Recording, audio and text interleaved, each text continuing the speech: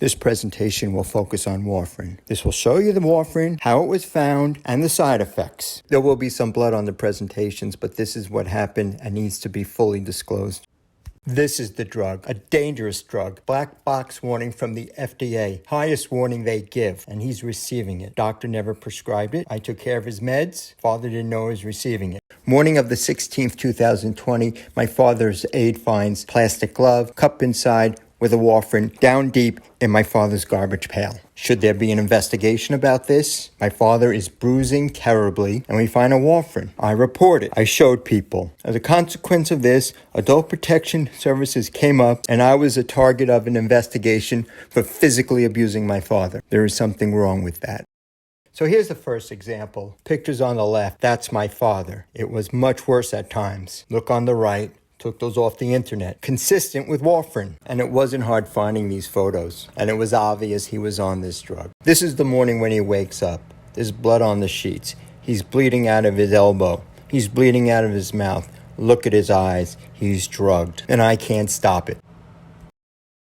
Look at this photo. He fell the night before. I picked him up. He had a cut. A couple bandages. That's all it should have taken. I checked on him. As you can see, around 3, his socks were soaked with his blood. He was bleeding worse. Look at the floor. Look at the carpet on the right-hand side. He's dripping. So I rebandaged him, and look at his left leg. He's on the bed. That's all. Should have been fine. Well, it wasn't fine. This is 6:30. This is new blood. I had cleaned everything up prior to this. He's still dripping. Do you know he ended up in the emergency room over a small cut? This is what a hemophiliac is. They turned him into a hemophiliac. Long process. There are other drugs involved. It sickens me.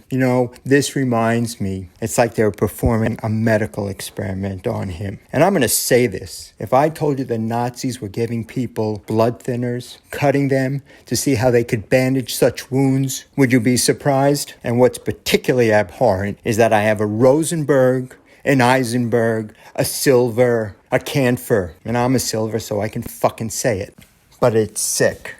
There's no other way of saying this, but these people have blood on their hands. Eileen Kanfer, you call her the girlfriend. She administered the drugs directly to my father. Marisa Silver, she stole $100,000 in cash from my father. Last time Jeff Eisenberg spoke to my father, actually he was yelling at my father at the top of his lungs in his bedroom. My father's in bed and this guy's 6'7", and he's screaming about how Marisa didn't steal the money. Audra Beerman, well, we know about her. Assisted Eileen Kanfer, advised her all through this process. I'm sure some of the $50,000 stolen from my father from his apartment in cash ended up in her hands. Laura Woods, ineffectual, called her many times.